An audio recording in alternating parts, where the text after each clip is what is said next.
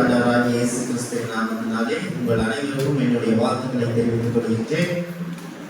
மீண்டுமாக இன்றைய நாளிலும் தேவனுடைய வார்த்தை உங்கள் மத்தியிலே பகிர்ந்து கொள்வதிலே மிகுந்த மகிழ்ச்சி அடைகின்றேன். நாம் தொடர்ச்சியாக பார்த்து கொண்டிருக்கின்ற பிலிப்பு நிருபத்திலிருந்து நாம் தொடர்ச்சியான செய்திகளை நாம் கேட்டுக்கொண்டிருக்கின்றோம். இந்த காலை வேளையிலே கூட தொடர்ந்து பிலிப்பியர் 2ஆம் அதிகாரம் 12வது வசனத்தை நாம் வாசிக்கலாம்.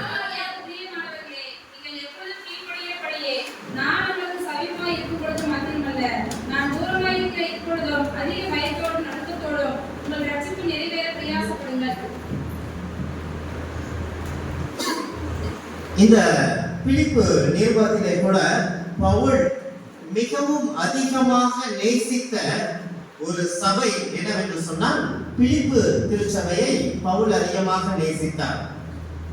பிலிப்பு திருச்சபை மக்களும் பவுலை அதிகமாக நேசித்தார்கள் என்பதை இந்த நிருபத்தை வாசிக்கும் பொழுது நாம் அதிகமாக புரிந்து கொள்ள முடியும். இந்த மக்கள் எந்த விதத்திலே பவுலை நேசித்தார்கள் என்பதை இந்த வசனத்தினுடைய முதல் பகுதியில நம்ம பார்க்கிறோம். ஆதலால் எனக்கு பிரியமானவர்களே, பவுல் எழுதும் பொழுது பிரியமானவர்களே என்ற பதத்தை அங்கே பயன்படுத்துகின்றார். நீங்கள் எப்பொழுதும் கீழ்ப்படுகிறபடியே நான் உங்களுக்கு சமீபமாக இருக்கும் பொழுது மாத்திரமல்ல, நான் தூரமாக இருக்கின்ற இப்பொழுதும் எனக்கு கீழ்ப்படுகின்றீர்கள்.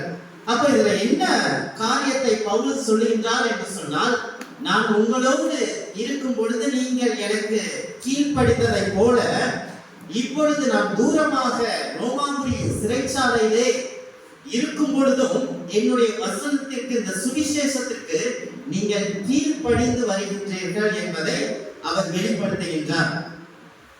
அப்போ பவுலுக்கு இந்த திருச்சபை மக்கள் எந்தெந்த விதத்திலே எவ்வளமாக கீழ்ப்படித்தார்கள் என்று சொன்னால், நம்ம இந்த முதல் அதிகாரம் 3வது வசனத்துல சுவிசேஷம் உங்களுக்கு அறிவிக்கப்பட்ட நாள் முதல் இதுவரைக்கும் நீங்கள் அதற்கு உடன்பட்டபடியே.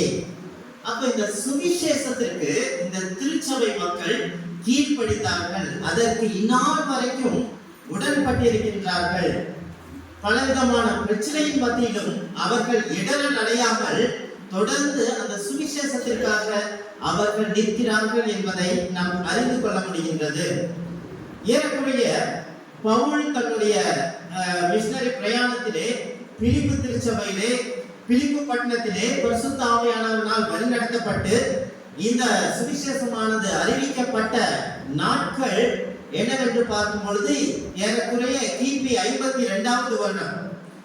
இப்பொழுது அவர் சிறை இருக்கின்ற காலம் ஏறக்குறைய கிபி 62-63 இந்த காலகட்டத்திலே அவர் இந்த நிருபத்தை எப்பாப்ராதித்தின் மூலமாக கொடுத்து அனுப்பும் பொழுது ஏறக்குறைய இந்த மக்கள் 10 வருட காலங்களாக இந்த சுவிசேஷத்திற்கு உடன்பட்டிருக்கின்றார்கள். அப்ப என்ன சுவிசேஷம் என்பதை நாம் தொடர்ச்சியாக பார்க்கலாம். அறிவிக்கப்பட்ட நாள் முதல் இதுவரைக்கும் 10 வருட காலங்களுக்கு மேலாக என்னோடு உடன்பட்ட திருச்சபை மக்கள், எனவே எனக்கு பிரியமானவர்களே. அதனாலதான் சொல்றாரு 7வது வசனத்துல, உங்களை என் இருதயத்தில் தரித்திருக்கின்றபடியே, நான் உங்களை என்னுடைய இருதயத்தில் தரித்திருக்கின்றேன். இது யார் சாட்சி என்று சொன்னால் தேவனே இதற்கு சாட்சி என்று சொல்லி அவர் கூறுகின்றார். அது மாத்திரமல்ல, 7வது வசனத்துல, என் கட்டுகளிலும் நான் சுவிசேஷத்திற்காக உத்தரவு சொல்லி அதை திடப்படுத்தி வருகிறதிலும் நீங்கள் அனைவரும் எனக்கு அளிக்கப்பட்ட கிருபை. அப்ப இந்த சுவிசேஷத்திற்காக நீங்கள் கொடுத்து உதவிய பொருளாதாரத்தின் உதவிகள், அதற்கு நான் நன்றி உள்ளவனாய் இருக்கின்றேன். இந்த சுவிசேஷத்தை நீங்கள் ஏற்றுக்கொள்வதற்கு அடையாளமாக எப்பாப்ராதித்தின் மூலமாக நீங்கள் கொடுத்து அனுப்பிய இந்த உதவி எனக்கு மிகுந்த நன்மையாய் இருக்கின்றது. எனவே அதனுடைய விளைவு என்னவென்று சொன்னால் 13வது வசனத்துல, அரண்மனை எங்கும் உள்ளவருக்கும் மற்ற யாவருக்கும் என் கட்டுகள் கிறிஸ்துக்குள்ளான கட்டுகள் என்று வெளியரங்கமாகி கர்த்தருக்குள் திறன் கொண்டு பயமில்லாமல் திருவசனத்தை போதிக்கிறார்கள். அதாவது 12வது வசனத்துல சொல்றாரு, நீங்கள் செய்த உதவிக்குண்டான பிரதிபலன் என்னவென்று சொன்னால், சகோதரரே, எனக்கு சம்பவித்தவைகள் சுவிசேஷம் பிரபலமாகும்படிக்கு ஏதுவாயிற்று என்று நீங்கள் அறிய மனதாயிருக்கின்றேன்.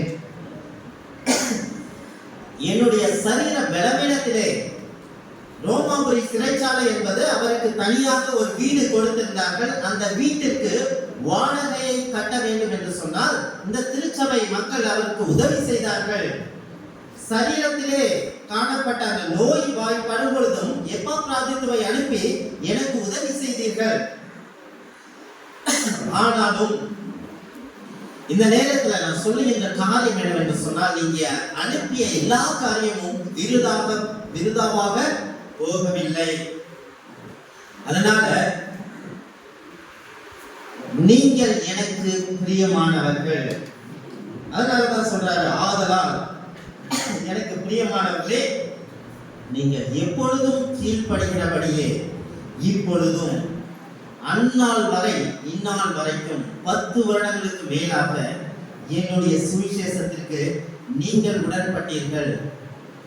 அநேக திருச்சபையிலே வேறு விதமாக பிரசங்கிப்பதை பவுல் அறிந்திருக்கின்றார்.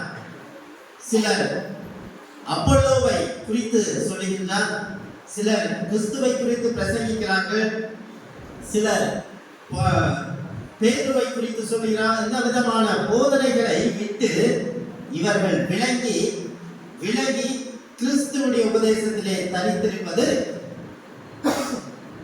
மிகுந்த சந்தோஷமான ஒரு காரியம். அதனால நான் சந்தோஷப்படுகிறேன், இன்னமும் சந்தோஷப்படுகின்றேன். இந்த நிருபத்தினுடைய அடிப்படை தன்மை என்னவென்று சொன்னால், இட்ஸ் எபிசோட் ஆஃப் ஜாய், அதாவது சந்தோஷத்தின் நிருபம் என்று சொல்லுகின்றார்கள். கட்டாயமாக இது சந்தோஷத்தின் நிருபமா? அவர் படுகின்ற பாடுகளின் உச்சக்கட்ட தண்டனைக்கு தீர்வு என்னவென்று தெரியாமல் குசுக்கடியிலும் வியாதியிலும் மரண தருவாயில சிறைச்சாலையில இருக்கின்றார். ஆனால் இது அவருக்கு சந்தோஷமான கடிதம். ஏன்? இந்த திருச்சபை மக்கள் என்னுடைய சுவிசேஷத்திற்கு உடன்பட்டார்கள். அப்ப என்ன சுவிசேஷத்தை இவர்கள் பெற்றிருந்தார்கள் என்று சொன்னால், கிறிஸ்துவின் சுவிசேஷம். விசுவாசத்தினாலே, கிருபையினாலே, விசுவாசத்தை கொண்டு ரட்சிக்கப்பட்டீர்கள். அப்ப கிறிஸ்துவின் மூலமாக ரட்சிப்பு, கிறிஸ்துவின் மூலமாக மட்டுமே பிதாவை அடையும் ஸ்லாக்கியத்தை பெற்றுக்கொள்ள முடியும். அதனாலதான் இதற்கு எதிராக ஒரு கூட்டம் எங்க போனாலும் பவுலுக்கு எதிராக நியாய பிரமாணத்தை பிரசங்கிக்கிற கூட்டத்தை அவர் பார்த்தார். மோசேயின் முறைமைகளை கடைபிடிக்க வேண்டும் என்று சொல்லி அதற்கு எதிராக, இவருடைய முழக்கத்திற்கு எதிராக எப்படியெல்லாம் பிரசங்கித்தார்கள் என்பது 15வது வசனத்துல சொல்றாரு. சிலர் பொறாமையினாலும் விரோதத்தினாலும் சிலர் நன்மனதினாலும் கிறிஸ்துவை பிரசங்கிக்கிறார்கள். சிலர் என் கட்டுகளோட உபத்திரவத்தையும் கூட்ட நினைத்து சுத்த மனதோடு கிறிஸ்துவை அறிவியாமல் விரோதத்தினாலே அறிவிக்கிறார்கள். அப்போ ஒரு கூட்ட மக்கள் இப்படி இருக்காங்கன்னா, ஒரு கூட்ட மக்கள் அப்படியும் இருக்கிறார்கள். ஆனால் இவர்கள் யாரை பிரசங்கிக்கிறார்கள் என்று சொன்னால், 17ல 16ல கிறிஸ்துவை அறிவியாமல் விரோதத்தினாலே அறிவிக்கிறார்கள். பாத்தீங்களா? ஒரு கூட்ட மக்கள் கிறிஸ்துவை அறிவியாமல் விரோதத்தினாலே வேற காரியத்தை அறிவிக்கின்றார்கள். இப்படிப்பட்ட கூட்டங்கள் உங்களுடைய சபையிலே வரும்.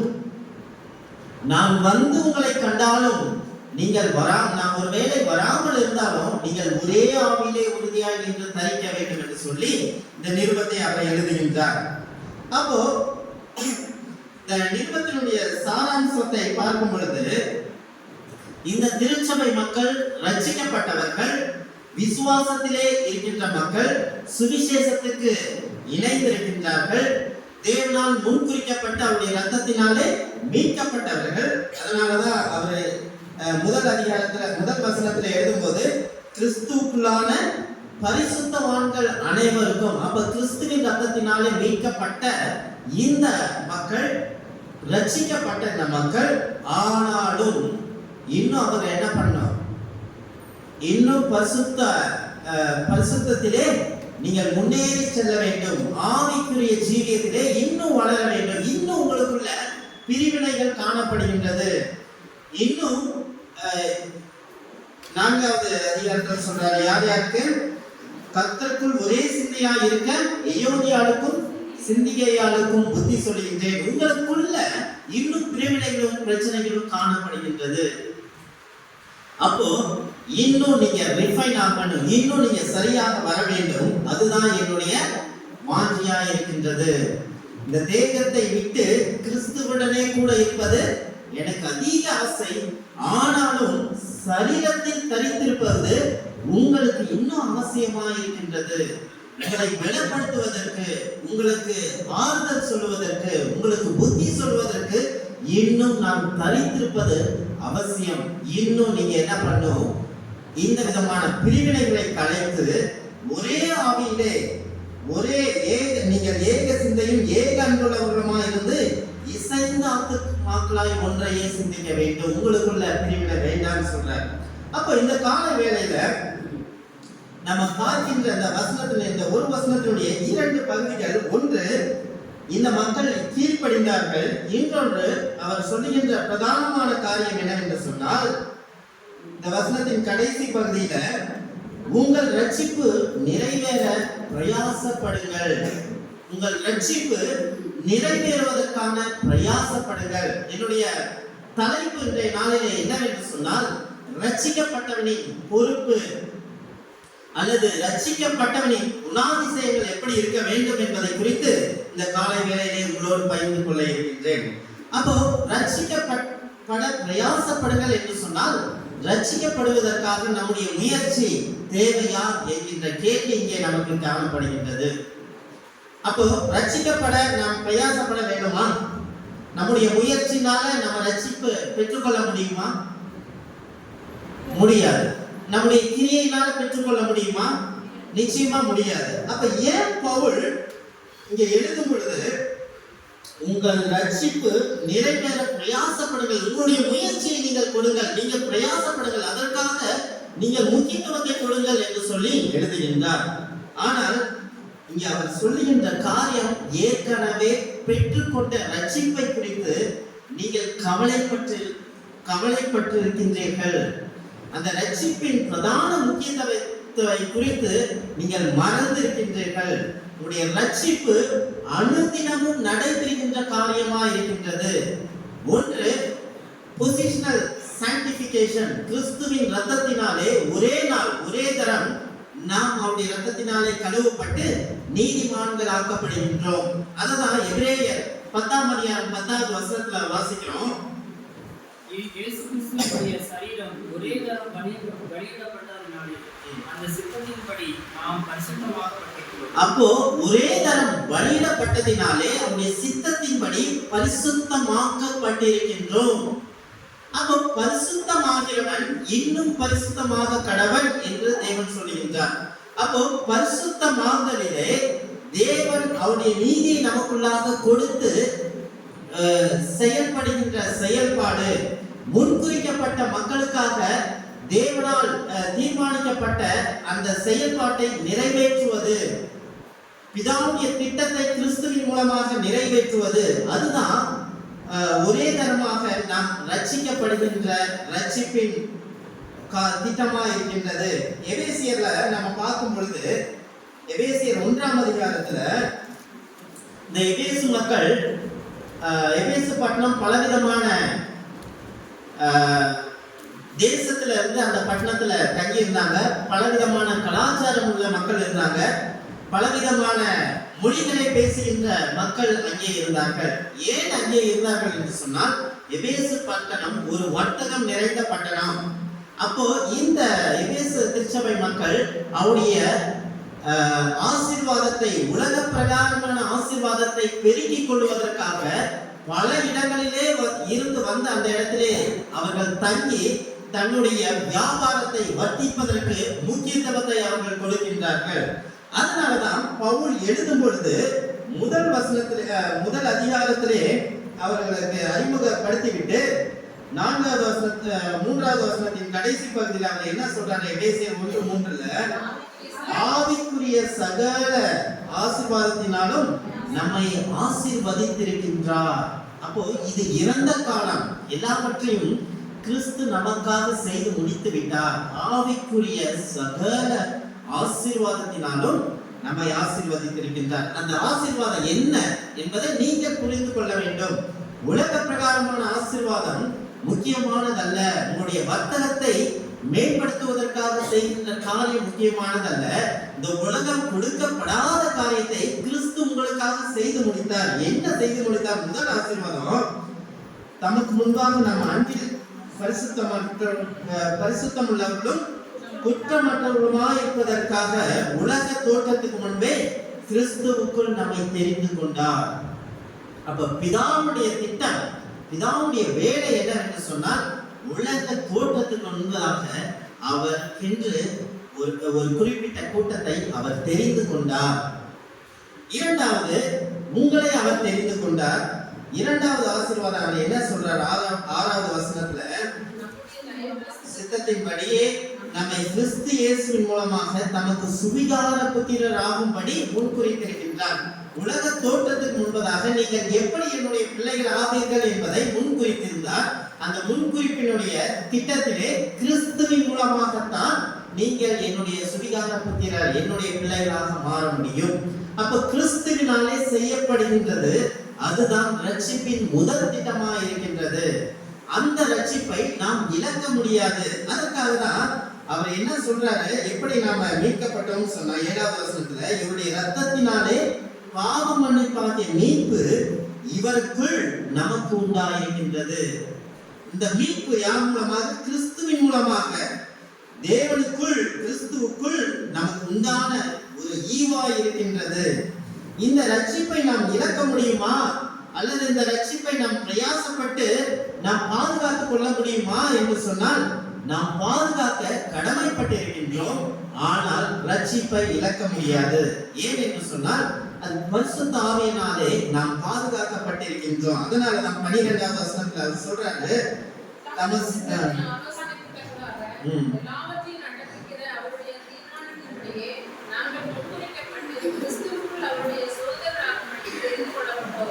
அடுத்தது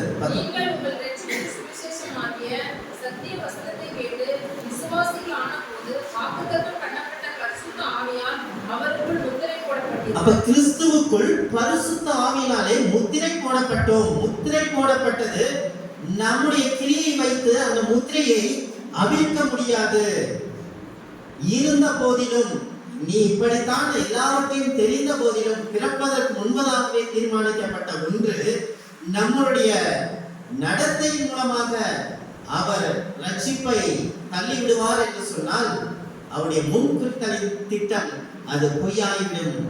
தேவனுடைய வார்த்தையானது பொய்யாகிவிடும். ஏன் என்று சொன்னால், நம்ம அக்கிரமத்தினாலும் பாவத்தினாலும் மரித்து போன மனிதன் அவரை தேட முடியாது. நீங்கள் என்னை தெரிந்து கொள்ளவில்லை, நான் உங்களை தெரிந்து கொள்ள. மரித்த மனிதனை உயிர்ப்பிப்பது எப்படி என்று சொன்னால், அவருடைய திட்டத்தை நேரம் வரும்பொழுது வசனத்தின் மூலமாக பரிசுத்த ஆவியானவரினாலே அவற்றை புரிந்து கொண்டு கிறிஸ்துவே மெய்யான தெய்வம் என்பதை விசுவாசிக்கின்றவர்கள், இந்த விசுவாசத்தை கிறிஸ்து நமக்குள்ளாக கொடுக்கின்றார். அந்த கிறிஸ்துவினாலே விசுவாசிக்கப்பட்ட நாம் ரட்சிக்கப்பட்டிருக்கின்றோம். மரித்த மனிதனாலே ரட்சிக்கப்பட முடியாது. நாம் கிறிஸ்துவை தேட முடியாது. அப்போ பிதாவுடைய குமாரன் என்பதை விசுவாசிப்பதே நித்திய ஜீவன் என்று வேதம் சொல்லுகின்றது. அப்போ இதுல யாருடைய செயல்பாடு இருக்கின்றது? பிதா நம்மை முன்குறித்தார். குமாரன் அவர் முன்குறிக்கப்பட்ட மக்களுக்காக அவர் தன்னுடைய ஜீவனை கொடுத்தார். இப்பொழுது பரிசுத்த ஆவியினாலே நாம் முத்திரை போடப்பட்டு நம்முடைய ரட்சிப்பு பாதுகாக்கப்பட்டது. இப்பொழுது நாம் மீட்கப்பட்டோம். மீட்கப்பட்டவனுடைய வாழ்க்கையிலே ஏற்படுகின்ற பொறுப்பை குறித்து பவுல் இந்த இடத்திலே சொல்லுகின்றார். அப்போ ரட்சிக்கப்பட்டவன் பொறுப்பு ஒவ்வொரு நாளும் ரட்சிப்பு அனுபவத்தை பெற்றுக்கொள்ள வேண்டும். ரட்சிப்பிலே வளர வேண்டும். பரிசுத்தத்திலே பொசஷனல் சான்டிஃபிகேஷன், அதாவது நாம் பெற்றுக்கொள்கின்ற பரிசுத்தத்தை இன்னும் இன்னும் இன்னும் அதிகமாக நாம் பெற்று அதிலே தொடர்ந்து முன்னேற வேண்டும். அதனால தான் பவுல் சொன்னாரு, நல்ல போராட்டத்தை நான் போராடினேன், நல்ல ஓட்டத்தை முடித்தேன், விசுவாசத்தை நான் கடைசி வரைக்கும் காத்துக்கொண்டேன். இந்த விசுவாசத்தை யார் உங்களுக்கு கொடுப்பா? கிறிஸ்துவே உங்களுக்கு கொடுக்கின்றார். விசுவாசத்தை உங்களை தொடங்குகிறவரும் முடிப்பவரும் அவரே. அப்ப நித்திய ஜீவனுக்கு என்று நியமிக்கப்பட்டவர்கள் எவர்களோ அவர்கள் விசுவாசித்தார்கள். என்னுடைய ஆடுகள் என்னுடைய சத்தத்திற்கு செவி கொடுத்திருக்கின்றது, நான் அவைகளை அறிந்திருக்கின்றேன், அவைகள் எனக்கு பின்னாக செல்கின்றது. ஒருவனும் பிதாவின் கரத்திலிருந்து பறித்து கொள்ள முடியாது. அப்போ ரட்சிக்கப்பட்டவன் இழக்க முடியாது.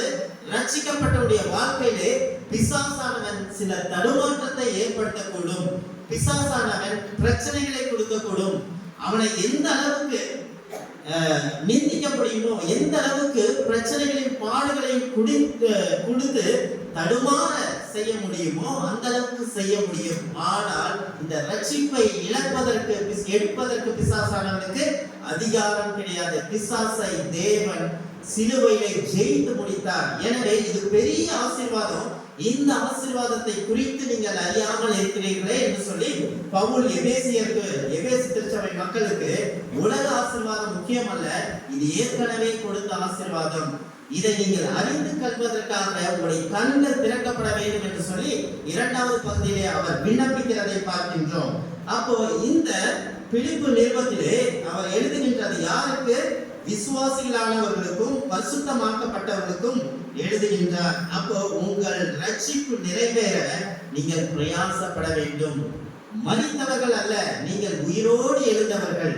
உயிரோடு எழுந்தவர்களுக்கு சில பொறுப்புகள் இருக்கின்றது, கடமைகள் இருக்கின்றது. அந்த கடமையை நீங்கள் இவ்வண்ணமாக செய்து உங்களுடைய ரட்சிப்பை உலகத்திற்கு இவ்வண்ணமாக காண்பித்து நீங்கள் நிறைவாக்குங்கள் என்று சொல்லி பவுல் இங்கே எழுதுகின்றதை பார்க்கின்றோம். அப்போ ரட்சிப்பு என்றால் என்ன என்பதை குறித்து பழைய ஏற்பாட்டு புத்தகத்திலே பார்க்கும் பொழுது, அதாவது ஒரு இடுக்கமான இடத்திலிருந்து விசாலமான இடத்திற்கு கொண்டு போவது ரட்சிப்பு. bringing into a spacious environment அல்லது freedom from the limitation, ஒரு இடுக்கமான இடத்திலிருந்து விடுதலையாக்கப்படுவது என்று பொருள். பல இடங்களிலே பழைய ஏற்பாட்டில் இந்த ரட்சிப்பை குறித்து நாம் வாசிக்க கேட்டிருக்கின்றோம். அதே போல தாவீது எழுதும் பொழுது, என்னை ரட்சியும், இந்த எதிரிகளிடமிருந்து என்னை மீட்டுக் கொள்ளும், வனாந்தரத்திலே இடுக்கமாக இருந்த நான் விசாலமான இடத்திற்கு நீர் என்னை கொண்டு வந்தேன், எகிப்தின் அடிமைத்தனத்திலே இருந்த எங்களை கானானின் விசாலமான பாதைக்கு என்னை அழைத்து வந்தேன், விடுதலையாக்கப்பட்டவன் என்ற ஒரு பொருளை அது உள்ளடக்கியது. சங்கீதம் 18:35 வாசிக்கும் பொழுது, உன்னுடைய ரட்சிப்பின் கேடகத்தை எனக்கு தந்தி, என் கால்கள் வலுவாதபடிக்கு நான் நடக்கின்ற வழியை அகலமாக்கினேன். அதே போல சங்கீதம் 66:12 வாசிக்கும் பொழுது, தீமையையும் தண்ணீரையும் கடந்து வந்தோம், செழிப்பான இடத்தில் எங்களை கொண்டு வந்து விட்டேன். இப்போ ரட்சிக்கப்படுவது என்பது மீட்கப்படுதல், விடுதலையாகுவது, ஒரு குறுகிய இடத்திலிருந்து விசாலமான இடத்திற்கு அழைத்து செல்வது. இப்போ புதிய ஏற்பாட்டின்படி அதே போல 2 சாமுவேல் 3:17 பார்க்கும்போது, என் தாசனாகிய தாவீதின் கையினால் என் ஜனமாகிய இஸ்ரவேலை பெலிஸ்தியரின் கைக்கும் அவருடைய எல்லா சத்துருவின் கைக்கும் நீங்களாக்கி ரட்சித்தீ. அப்போ விடுதலையாக்கப்படுவது என்பது ஒரு பொருளாய் காணப்படுகின்றது. ஆவிக்குரிய வாழ்க்கையிலே புதிய ஏற்பாட்டிலே ரட்சிப்பு என்பது பிசாசின் அடிமைத்தனத்திலிருந்து விடுதலையாக்கப்பட்டு கிறிஸ்துவின் நீதியை பெற்றுக்கொள்கின்ற இந்த தருணத்தை தான் நம் ரட்சிப்பு. தேவன் நமக்கு கொடுக்கப்படுகின்ற ரட்சிப்பின் திட்டமானது ஒவ்வொருடைய வாழ்க்கையிலும் வெவ்வேறு விதமாக தேவன் செயலாற்றுகின்றார். அவர்களுக்கு கிடைக்கப்பட்ட ரட்சிப்பின் சூழ்நிலை உங்களுக்கு அல்ல. ஒவ்வொரு சூழ்நிலையிலிருந்தும் ஒவ்வொரு பிரச்சனையிலிருந்தும் தேவன் உங்களை ரட்சித்துக் கொள்கின்றார். அவருடைய ரட்சிப்பின் நேரத்திலே, அவருடைய காலத்திலே, அவருடைய கணத்திலே எப்பேற்பட்டவர்களாக இருந்தாலும் அந்த ரட்சிப்பை பெறாமல் இருக்க முடியாது. அதுதான் எஃபெக்சுவல் காலிங் சொல்றோம். அது வல்லமை பொருந்திய அழைப்பு. இதெல்லாம் நம்ம விசுவாசிக்கிறது என்னன்னு சொன்னா தள்ளிவிட முடியாத ஒரு கிருபை, irresistible grace. நம்முடைய முயற்சினால அதை எடுக்கவே முடியாது. ரட்சிப்பு தேவனுடைய கரத்திலே நமக்காக பிதாவினாலே முன்குறிக்கப்பட்ட நாள் வரும் பொழுது நடைபெறுகின்ற ஒரு செயலா இருக்கின்றது. சகேயுடைய வாழ்க்கையில ரட்சிக்கப்பட்ட ஒரு மனிதனுடைய வாழ்க்கையில என்ன நடந்தது? லூக்கா 19:8-10 வாசிக்கும் பொழுது அப்போ அவன் என்ன நினைச்சான், தன்னுடைய உலக பிரகாரமான வட்டியினால அவன் வாங்கி பெரிய இது சம்பாதிச்சு கொண்டு இருந்தான். ஆனா கிறிஸ்துவுடைய வார்த்தை அவனுக்குள்ளாக வந்த பொழுதுதான் அவன் உணர்த்தப்படுகின்றான். அந்த உணர்வு எப்பொழுது ஏற்படுகின்றது என்று சொன்னால், ரட்சிப்பின் திட்டத்திலே, ரட்சிப்பின் நேரத்திலே தான் பாவி என்பதை உணர்ந்து அப்பொழுதே அவன் என்ன சொல்றான் தெரியுமா? நான் நாணத்துல யாராவது இடத்துல நான் அநியாயமாய் வாங்கியிருந்தேன்னா நாளத்தனையாக திரும்ப தருகின்றேன். அப்போ உடனே இயேசு சொல்றார், இந்த வீட்டுக்கு ரட்சிப்பு வந்தது. அப்போ என்னைக்கு அவன் மண் கசந்து தான் பாவி என்கின்ற உணர்வை எப்பொழுது பெற்றுக்கொள்ள முடியும் என்று சொன்னால், கிறிஸ்து யார் என்பதை அறிந்து கொள்ளும் பொழுதுதான் நான் பாவி என்பதை உணர முடியும். கிறிஸ்துவை அறிந்து கொள்வதற்கு உறுதுணையாக இருப்பது யார் என்று சொன்னால் பரிசுத்த ஆவியானவர். அப்போ இந்த அப்போஸ்தலர் 2ஆம் அதிகாரத்தில் பார்க்கும் பொழுது யூதர்கள் ஏறக்குறைய 18 தேசத்துல இருந்து அந்த நாள்ல கூடி வந்து பெந்தெகோஸ்தே நாள்ல ஏகப்பட்ட கூட்டத்துல இருக்காங்க. 120 அப்போஸ்தலர்கள் அங்க என்ன பண்றாங்க? கிறிஸ்துவின் வார்த்தையை பிரசங்கிக்கிறார்கள். எப்படி பிரசங்கிக்கிறார்கள்? பரிசுத்த ஆவியானவர் எப்படி வந்தார்கள்? பலமாய் காற்றடிக்கிற பலத்தை போல அவங்க மேல் இறங்கின உடனே அவர்கள் கிறிஸ்துவின் வார்த்தையை போதிக்கும் பொழுதுதான் அவங்களால உணர முடிஞ்சது. இந்த யூதர்கள் கிறிஸ்துவை சிலுவையில் அடையுங்கள், பரபாசை விடுதலையாக்குங்கள் சொன்ன அந்த மக்கள் எருசலேமிலே அதே இடத்திலே இப்பொழுது என்ன நடைபெறுகின்றது? பரிசுத்த ஆவியானவர் வரும் பொழுது அவருடைய திட்டம் அந்த நாளிலே 3000 பேர் ரட்சிக்கப்படுவது உலக தோற்றத்துக்கு முன்பதாக முன்வைக்கப்பட்ட நேரம், சொல்லப்பட்ட காரியம். இதை அவர்கள் வார்த்தையினாலே புரிந்து கொள்ள வேண்டும், வசனத்தினாலே புரிந்து கொள்ள வேண்டும் என்று சொன்னால் 18 தேசத்திலிருந்து அவங்க வந்திருக்காங்க. 18 தேசத்தாரும் 18 பாஷையை பேசுறவங்க. இதெல்லாம் யூதர்கள் தான் சிதறடிக்கப்பட்டு போனார்கள். ஏறக்குறைய 500-600 வருடங்களுக்கு பிறகு இங்கே வரும் பொழுது அவர்களுக்கு அங்கே நடைபெறுகின்ற கலிலேயுடைய பாஷை தெரியவில்லை. அப்ப இவர்கள் புரிந்து கொள்ள வேண்டும் என்று சொன்னால் அங்கே ஒரு அற்புதமானது நடைபெற வேண்டும். அந்த அற்புதத்தை பரிசுத்த ஆவியானவருடைய உதவியோடு இவர்கள் தேவனுடைய மகத்துவத்தை பேசும் பொழுது அதை வாசிக்கிறாங்க. என்ன நடந்துச்சு? நாங்கள் கலிலேயர் அல்ல, நீங்கள் கலிலேயரா இருக்கிறீர்கள், எங்களுடைய ஜென்ம பாஷையிலே தேவனுடைய மகத்துவத்தை கேட்கிறோமே, இது எப்படி முடியும்? எதற்காக கொடுக்கப்பட்ட இந்த அற்புதம்? எதற்காக கொடுக்கப்பட்ட இந்த பரிசுத்த ஆவியானவர்?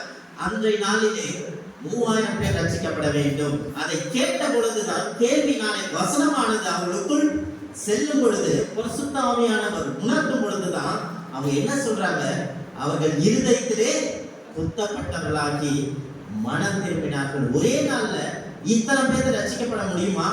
சாதாரண ஒரு மனுஷன் என்ன பிரயாசப்பட்டாலும், அழகான வார்த்தைகளை பேசினாலும், அல்லது என்னதான் உதவிகளை கொடுத்து கூப்பிட்டாலும் அவர்களுக்குள் உள்ளுணர்விலே எந்த மாற்றத்தை கொண்டு வர முடியாது. இந்த உள்ளுணர்விலே மாற்றத்தை கொண்டு வர வேண்டும் என்று சொன்னால் அது பரிசுத்த ஆவியானவருடைய உதவி. அப்ப இந்த அடையாளங்களோ அற்புதங்களோ எதற்காக என்று சொன்னால் ஒரு மனுஷனுடைய மனதை மாற்றுவதற்காக தேவன் செய்கின்ற ஒரு செயற்பாடா இருக்கின்றது. அந்த நாட்களிலே அவர்கள் அந்த பாஷையை தெரிந்து கொள்ள வேண்டும் என்று சொல்வதற்காக இவர்கள் பேசுகின்ற பாஷையை அவருடைய சொந்த மொழியிலே அவர்கள் கேட்டார்கள். இது அந்நிய பாஷை அல்ல, இது அவர்களுடைய பாஷை. அவர்கள் பேச கேட்கிறோமே, இது எப்படி முடியும் என்று சொன்னார்கள். அப்போ இது பெரிய மகத்தான, இதை தள்ளி விட முடியாது. இந்த நாளிலே ரட்சிப்பின் திட்டத்தை இவர்களால் உதாசீனப்படுத்த முடியாது.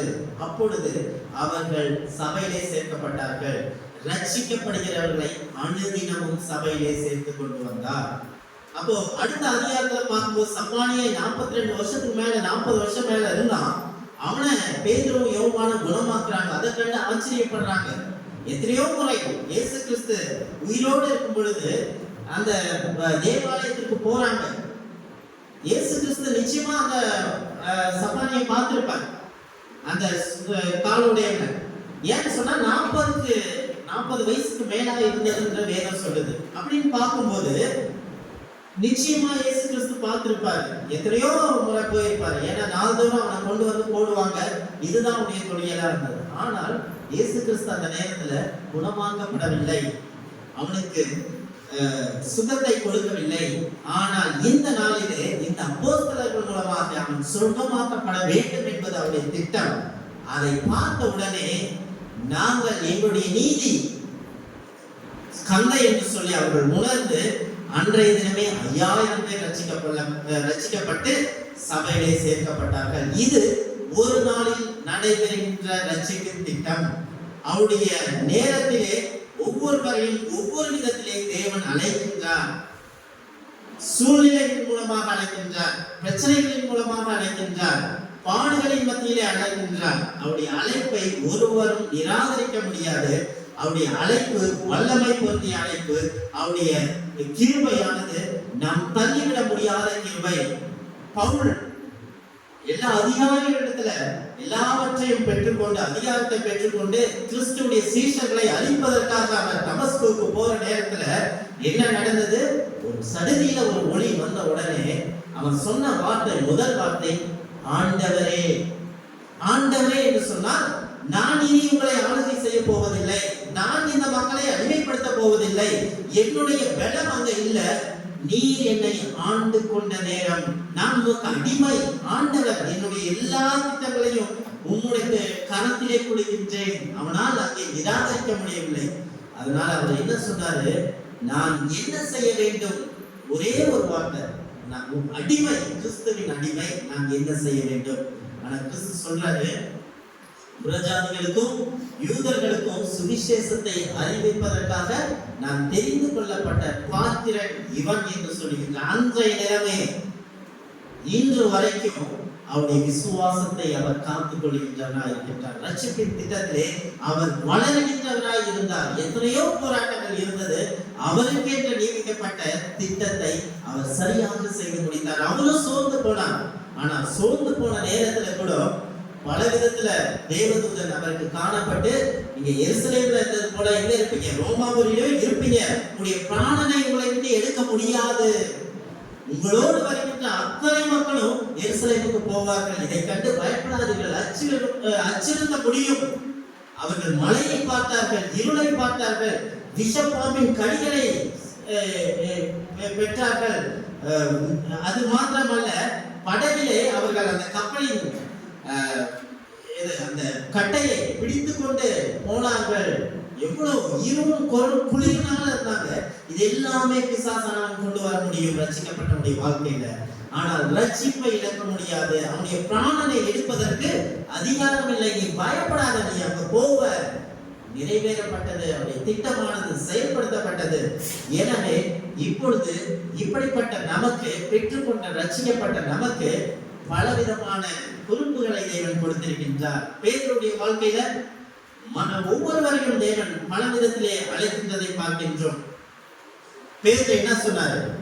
தேவனுடைய எல்லா விதமான அற்புதங்களையும் பார்த்தாரு. தேவன் கிறிஸ்து அழைச்சாரு, உடனே போனாரு படகை விட்டு. பல அற்புதங்கள், எல்லா அதிசயங்கள் எல்லாத்தையும் பார்த்தாரு. கடைசி நாள் வரும் பொழுது, நான் எனக்கு எருசலேமிலே துன்பப்படுகின்றத சீஷர்கள் சொல்லும் பொழுது பேதுரு என்ன சொன்னாரு? நேரிடக்கூடாது, இது உனக்கு ஆகக்கூடாது. ஏன்னா அவருக்குள்ள சில பயம் ஏற்பட்டது. ஆனா பேதுரு என்ன சொன்னா? இயேசு கிறிஸ்து சொல்லும் பொழுது, நீ என்ன 3 தடவை மறுதலிப்ப. ஆனா பேதுரு, என்னுடைய உயிரே போனாலும் நான் உமக்காக மரிப்பனே ஒழிய நான் நிச்சயமாக மறுதலிக்க முடியாது, நான் மாட்டேன். இயேசு கிறிஸ்து சொன்னா, நீ மறுதலிப்ப. சேவல் கூவதற்கு முன்பே தான் 3 தடவை. ஆனா அதே போல அவன் 3 தடவை மறுதலிக்கப்பட்ட பிறகு சேவல் கூவிற்று. அப்பதான் பேதுரு நினைச்சு பார்க்கிறான், என்னுடைய வார்த்தை தவறானது, என்னுடைய வார்த்தை என்னுடைய உணர்ச்சினால எடுக்கப்படுகின்றது, கிறிஸ்துவுடைய வார்த்தை சரியான வார்த்தை என்பதை அப்பொழுது புரிந்து கொண்டான். அவருடைய பலவீனத்தை புரிந்து கொண்டு உடனே அவனுடைய வாழ்க்கையில செயல்பட்ட காரியம் என்னவென்று பார்க்கும் பொழுது அவன் மனம் கசந்து அழுகின்றான். இது அன்றைய தினம் அவன் ரட்சிக்கப்பட்டான். கிறிஸ்துவோடு இருந்தாலும் என்றைக்கு அவன் தவறு என்னுடைய வார்த்தை அல்ல, கிறிஸ்துவின் வார்த்தை சரி என்பதை அவன் புரிந்து கொண்டு அழ ஆரம்பிக்கிறானோ அப்பொழுது அவன் மனம் கசும் பொழுது அவன் ரட்சிப்பை பெற்றுக் கொள்கின்றான். அப்போ இந்த விதமான நிகழ்வு நம்முடைய வாழ்க்கையிலே ஏற்பட்டிருக்கும் என்று சொன்னால் அந்த ரட்சிப்பை குறித்து நாம் கவலையற்று இருக்கக்கூடாது. இது நம்மால் கிடைத்த காரியம் அல்ல, இது தேவனுடைய ஈவு. கிருபையினாலே விசுவாசத்தை கொண்டு ரட்சிக்கப்பட்டீர்கள், இது உங்களால் உண்டானதல்ல. எல்லாருடைய வாழ்க்கையிலையும் பார்க்கிறோம். சகேயுடைய வாழ்க்கையில ஒரு விதமான சூழ்நிலை மூலமாக ரட்சிக்கப்பட்டார்கள். பவுல் ஒரு விதமாக ரட்சிக்கப்பட்டார்கள். யூதர்கள் கொள்ளைக்குள்ளாக ரட்சிக்கப்பட்டார்கள். பேதுருடைய வாழ்க்கையில ஒரு விதமான ரட்சிப்பு. ஆனால் இந்த ரட்சிப்பானது இவர்கள் இழக்கப்பட முடியவில்லை, இழக்கப்பட முடியாத ஒன்றாயிருக்கின்றது. இந்த ரட்சிக்கப்பட்ட மனிதனுக்கு சில பொறுப்புகளும் கடமைகளும் இருக்கின்றது. அதை குறித்து தான் பவுல் இங்க சொல்றாரு, அதிக பயத்தோடும் நடுக்கத்தோடும் உங்கள் ரட்சிப்பு நிறைவேறுவதற்காக பிரயாசப்படுங்கள். நீங்கள் மற்ற காரியத்திற்காக பிரயாசப்படுவது விருதாவா இருக்கின்றது. வெளியரங்கமாக உங்களுடைய ரட்சிப்பு உலகத்திற்கு பிரஸ்தாபப்படுத்துங்கள். எவ்வளமாக பிரஸ்தாபப்படுத்த வேண்டும் என்பதை குறித்து தான் முன்னாடி எல்லாத்தையும் சொல்லிட்டு அவர் சொல்றாரு. அதனாலதான் அந்த வசனம் தொடங்கும் போது 12வது வசனத்துல ஆதலால், அப்போ ஆதலால் என்று சொன்னால் ஏற்கனவே சொல்லப்பட்ட காரியத்தினுடைய தொடர்ச்சியை அவர் சொல்லுகின்றார். அப்ப என்ன காரியத்தை அவர் சொன்னார்? நீங்கள் 27 நீங்கள் ஒரே ஆவிலே உறுதியாய் நிற்பதுதான் ரட்சிக்கப்பட்ட மனிதனுடைய பொறுப்பாய் இருக்கின்றது, கடமையாய் இருக்கின்றது. அப்ப பரிசுத்தமாக்கப்பட்டவர்கள் முதலாவது செய்யப்படுகின்ற காரியம், இவர்கள் எங்கே இருந்தார்கள்? சபையிலே இருந்தார்கள். ரட்சிக்கப்பட்டவன் இருக்க வேண்டிய இடம் சபை. சபை என்பது இந்த கட்டிடத்திற்குள்ளாக அல்ல, ரட்சிக்கப்படுவடைய கூட்டத்திலே இருக்கக்கூடியவனாக இருக்க வேண்டும். இரண்டாவது, அவர்கள் ஒரே ஆவியிலே இருக்க வேண்டும், கிறிஸ்துவின் ஆவியிலே. பிதாவை தரித்தவர்களாக அவர்கள் ஒரே ஆவியிலே, ஒரே சிந்தையிலே ஏக மனதுள்ளவர்களாக இருக்க வேண்டும். மூன்றாவதாக அவர்கள் எப்படி இருக்க வேண்டும்? 27 சொல்றாரு, சுவிசேஷத்தின் விசுவாசத்திற்காக போராடுகின்றவனாய் இருக்க வேண்டும். போராட்டம் என்பது சாதாரண விஷயம் அல்ல, கடைசி வரைக்கும் செயல்படுகின்ற ஒரு மதத்தை அவர் பார்க்கின்றார். இது முடிவு அல்ல. இந்த உலகத்திலே நீங்கள் செய்கின்ற அந்த விசுவாசத்திற்காக, இந்த சுவிசேஷத்திற்காக நீங்கள் போராட வேண்டும். வேறே சுவிசேஷம் திருச்சபையிலே வரும், நாம் கிறிஸ்துன்னு சொல்லலாம், என்ன பிரஸ்தாபப்படுத்தி பிரசங்கிக்கிறவர்கள் வரக்கூடும். அவர்களுக்கு அல்ல. உலகத்துல பலவிதமான சபைகள்ல பலவிதமான கவர்ச்சிகரமான சுவிசேஷங்கள் வரலாம், கவர்ச்சிகரமான வார்த்தைகள் வரலாம். இது அல்ல. இதுக்கு நீங்கள் என்ன பண்ணணும்? கடைசி வரைக்கும் போராட வேண்டும். கிருபையினாலே விசுவாசத்தை கொண்டு ரட்சிக்கப்பட்டோம். இது நம்மளால் உண்டானதல்ல. ஒருவேளை நம்முடைய கிரியையினாலே நாம் ரட்சிப்பை இழப்போம் என்று சொன்னால் அது கிருபையால் இராது. கிருபை என்று சொன்னால் தகுதி இல்லாதவனுக்கு ஒன்றை கொடுப்பதுதான் கிருபை. அப்போ இங்க பவுல் சொல்லும் பொழுது இந்த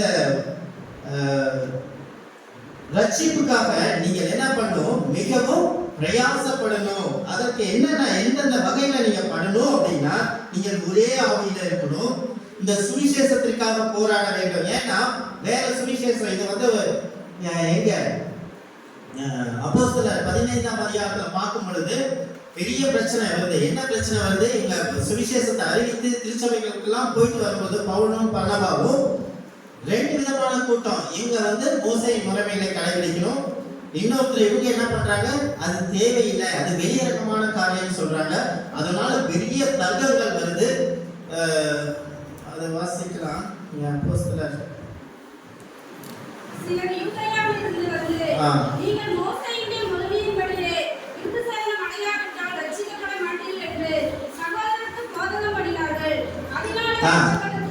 இப்ப பாத்தீங்கன்னா 15:1 யூதேயாவுல இருந்து ஒரு கூட்டம் மக்கள் வராங்க. 15:5 பாத்தீங்கன்னா பரிசேய சமயத்தாரை எழுப்பி அவங்களும் சேர்ந்துக்கிறாங்க. பர்னபாவுக்கும் பவுலுக்கும் அவங்களோட வாக்குவாதங்களும் தர்க்கங்களும் ஏற்படுது. அதுக்கப்புறம் என்ன பண்றாரு? பேதுரு எழும்பிலிருந்து அவங்களுக்கு எகெயின்ஸ்டா பேசுறாரு. என்னது? நீங்கள் அறிந்திருக்கிறபடி புறஜாதியார் என்னுடைய வாயினாலே சுவிசேஷ வசனத்தை கேட்டு விசுவாசிக்கும்படி தேவன் அநேக நாட்களுக்கு முன்னே என்னை தெரிந்து கொண்டாரே. பாத்தீங்களா? அன்னைக்கு 3000 பேர் ரட்சிக்கப்பட்டாங்களே, என்ன தெரிந்து கொண்டுதானே புறஜாதிகளும் ரட்சிக்கப்பட்டாங்க. அந்த இடத்துல சொல்றாரு, விளக்கி சொல்றாரு. அதை கேட்டும் அவங்களால என்ன பண்ணல, ஏற்றுக்கொள்ளவே இல்லை. இதனால யாக்கோபு கடைசியா எழுந்து நின்று என்ன சொல்றாரு?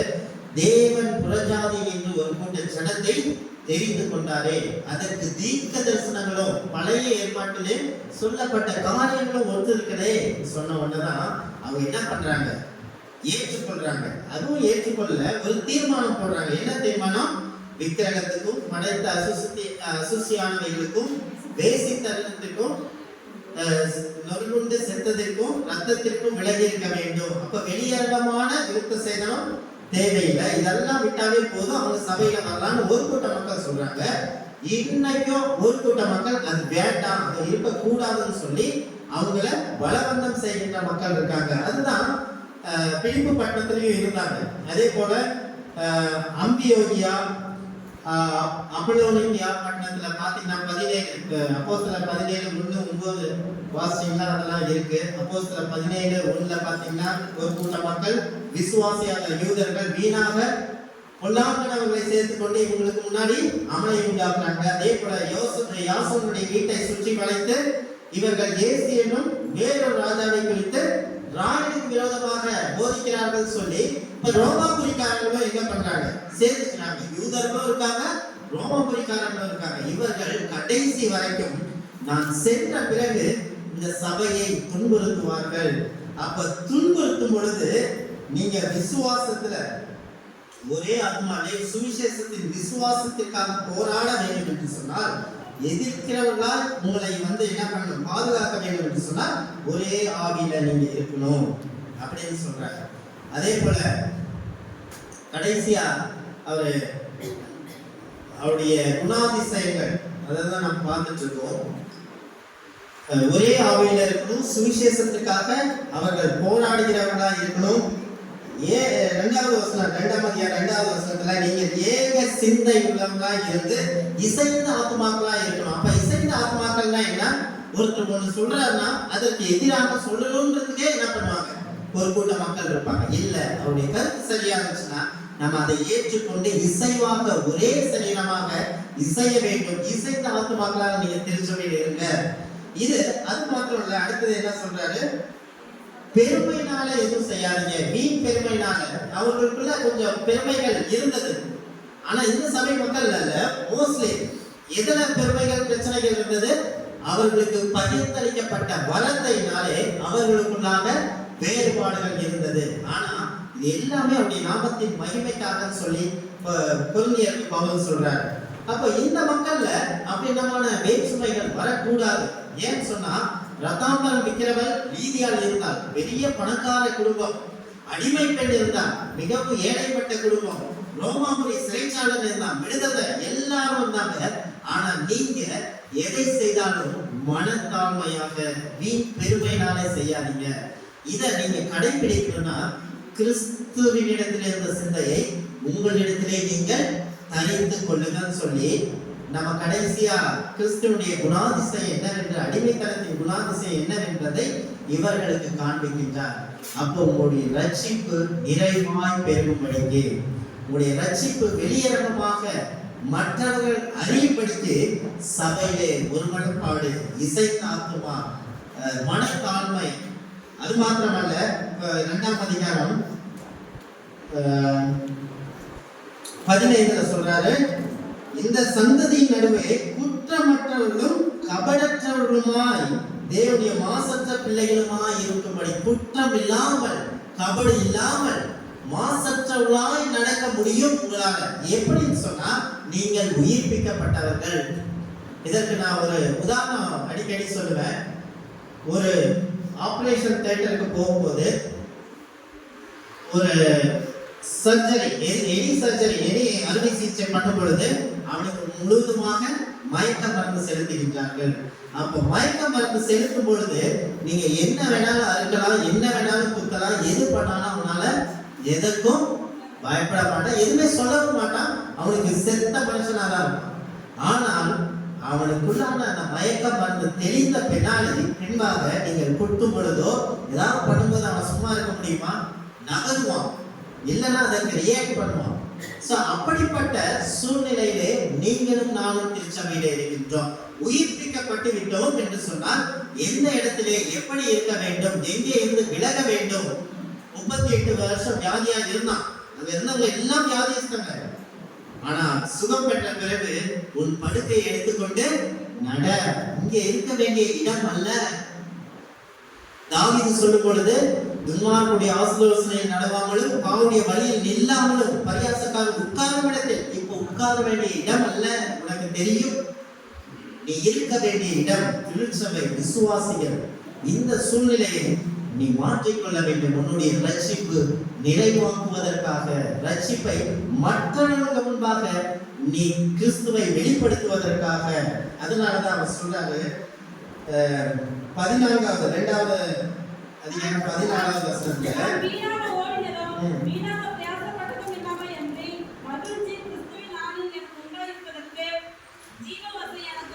ஜீவ வசனத்தை பிடித்துக் கொண்டு உலகத்திலே சுடர்களை போல பிரகாசிக்கிற நீங்கள். எப்படி? சுடர்களை போல வெளிச்சமாக பிரகாசிக்கிறவர்கள். எப்படி?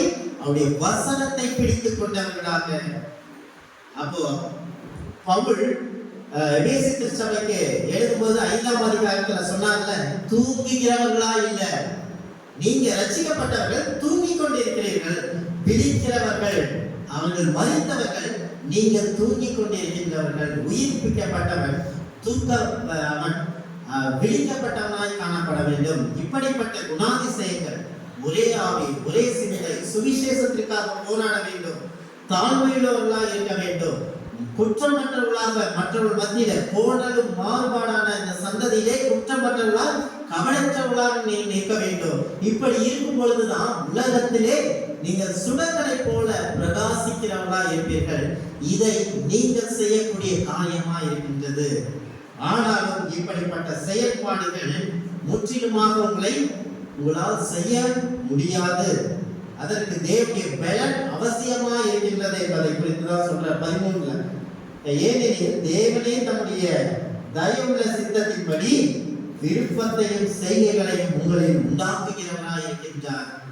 சில கடினமான சூழ்நிலையில நாம் ஜெபிக்கிறவர்களா இருக்க வேண்டும். ஜெபம் சில கடினமான சூழ்நிலையை மேற்கொள்ள உதவுகின்றது. இயேசு கிறிஸ்து பாடுபடுவதற்கு முன்பதாக 40 நாள் உபவாசித்து ஜெபித்தார். அந்த கடுமையான பாதையை கடந்து செல்வதற்கு சில பலத்தை பிதாவிடத்திலே எதிர்பார்த்தார். அதே போல ஸ்தேவான் ரட்சிக்கப்பட்ட பிறகு அவன் கல்லெறிந்து கொள்வதற்கு முன்பதாக அவன் கிறிஸ்துவை பிரசங்கிக்கும் பொழுது கல்லெறிந்தார்கள். அந்த இடத்துல பரிசுத்த ஆவியினால நிரப்பப்பட்டவனா இருந்தபடினாலதான் அவன் தொடர்ந்து என்ன பண்றான், அந்த கல்லடிகளை வாங்கி அதே இடத்துல தைரியமாக மதிக்கவும் துணிந்தான். நம்முடைய பலன் அந்த இடத்துல இருக்கும் என்று சொன்னால் ஓடிவிடுவோம். நாம் பரிசுத்த ஆவியான உதவி நமக்கு அவசியமா இருக்கின்றது. ஒவ்வொரு நாளும் அதற்காக ஜெபிக்கிறவர்களாய் இருக்க வேண்டும். ஒரு முனப்பாட்டிற்கு ஜெபிக்கிறவர்களாய் இருக்க வேண்டும். சுவிசேஷத்திற்கு போராட ஜெபிக்கிறவர்களாய் இருக்க வேண்டும். அவருடைய வசனத்தின் மூலமாக சுடர்களை போல பிரகாசிப்பதற்கு அவருடைய கிருபை ஒவ்வொரு நாளும் அவசியமா இருக்கின்றது. எனவே இப்படிப்பட்ட கிருபைகளை உங்களுக்கும் எனக்கும் தேவன் தாமே கொடுப்பாராக. ஆமென்.